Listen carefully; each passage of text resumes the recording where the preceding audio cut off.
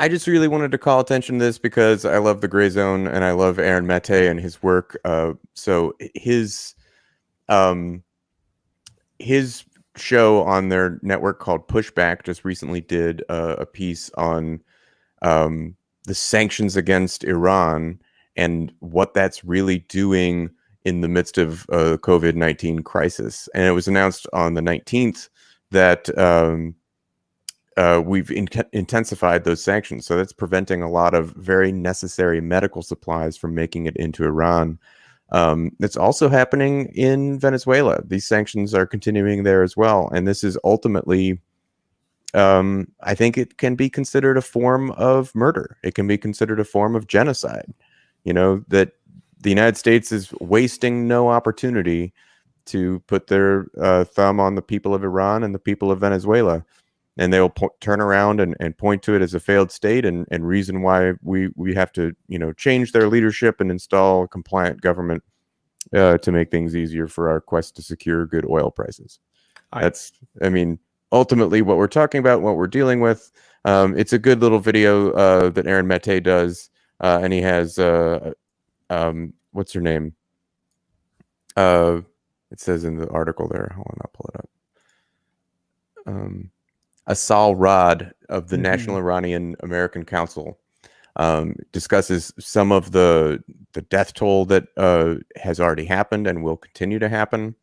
So Asal Rad is a research fellow at the National Iranian American Council, and someone who cares very deeply about this particular issue. And I think it's one of those that we kind of need to keep in the back of our mind. It's hard to have a direct action thing to ask people to do about America's foreign intervention, which I think leads to general apathy about it. It's hard to feel like an activist and get out there and say, we need to do X, Y, and Z, and not have it be like, hey, Medicare for all, this is a thing that directly benefits you, right? Have it be, free college tuition. This is a thing that benefits our society. Domestic policy is easy to get people to say, oh, yes, that makes things better. But somehow killing people around the world through economic means is hard to get people to be like, well, what do I do about that? How do I stop that from happening? And I think part of why I keep bringing it up is because we should care about it, because it is being done in our name. Our MMT folks won't agree with this, but people will say it's being done with our tax dollars.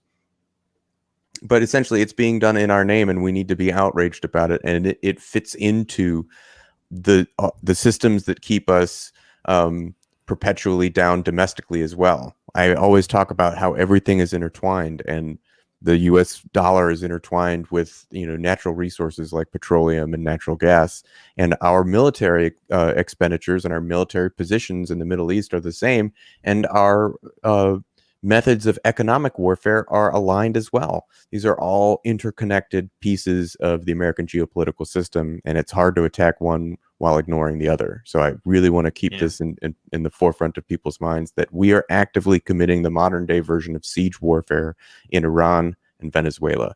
And those countries will not be able to weather the storm of this pandemic nearly as well as other countries as a result.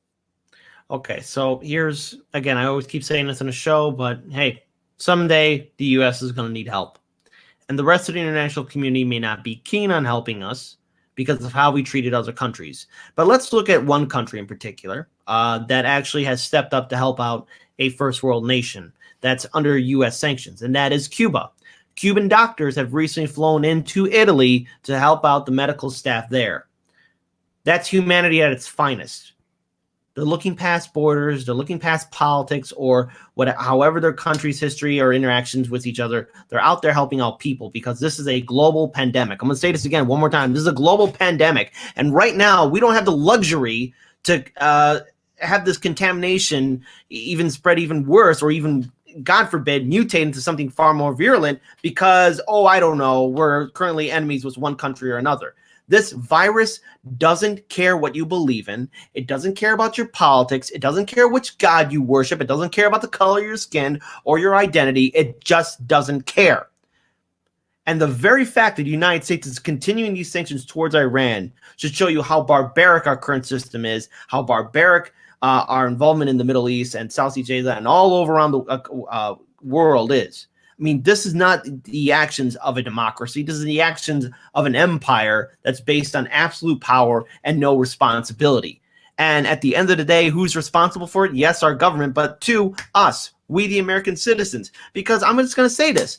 There's probably a Paul DuPont or Jerome Ortega or Kit Cabello or Daniel Lupker or Kira Elliott in Iran right now. Somebody just like us. But right now, there is an ongoing human crisis that's happening in that country. And we have to deal with that. And we're going to have to live with that. How many millions of people are going to die there? Because right now, there is no cure right now for the coronavirus. And these sanctions are going to be hurting more and more people. I'm disgusted by this. Mm-hmm. But yet, I can't predict the future. Again, somewhere along the line, we're going to need help. And I don't know if the rest of the international community is going to be so keen on helping the American people after everything that our government has done all around the world. And this is just another sad chapter in U.S. imperialism. Mm-hmm. It's, first of all, I want to thank you, Paul, for kind of bringing these stories up because, again, for a lot of you guys who don't know me, I am not the most political person, but it's something that I try to learn as the days go on, because there's just so much to kind of just take in. And a lot of times when I'm taking this stuff in, it kind of throws me back a little bit, because growing up, a lot of these things you don't even hear about. So to even hear about these sanctions and Iran, I just don't feel like this is something you typically find in just mainstream media, right? It's not something that I don't turn on the TV. I mean, I don't watch a lot of TV as it is, but just going through your typical news like channels, this isn't something that I'm always going to see. It's not. What you will see. Story. Go ahead, Paul. Yeah, what you will see is when they will bring up sanctions, it will be at the top of the story, and it was in reaction to some hyperbolic thing. Right. There were rockets, and it was some militia group, and they have tenuous ties to it. It was Iran. This is why we need to oppress the people of Iran and starve them out and make sure that they can't have medical supplies. Like that's what they don't. That's the implication that gets glossed over, is that it's assumed that sanctions hurt the government that's in power, and we're that government's bad because this was in retaliation for something. Yeah, that's bad, and we're doing a thing to keep that government in check. And what never gets a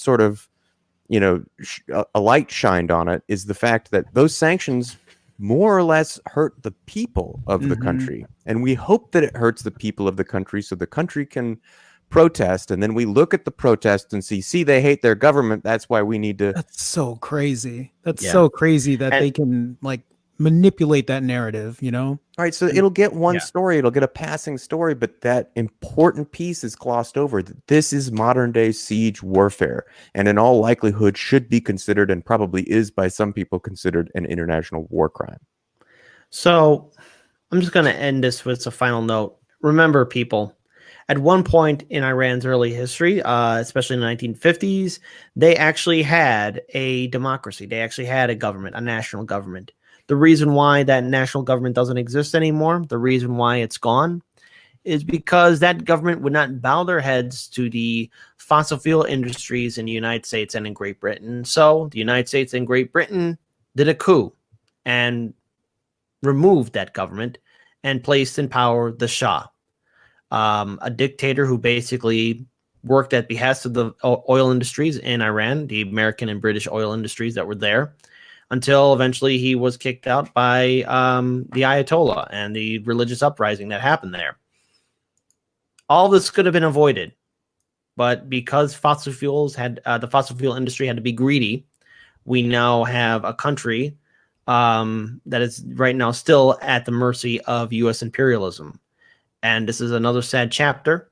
And I don't know what's going to look like down the road, but the people of Iran will never forget that at an hour of need, especially when humanity is needed, when we all need to band together, the U.S. is still holding on to its antiquated sanctions. And at the end of the day, the government in Iran isn't getting hurt. And of course, there's a lot of criticism towards the government of Iran. The people who are getting hurt, though, are just the average Iranian citizens. Mm-hmm.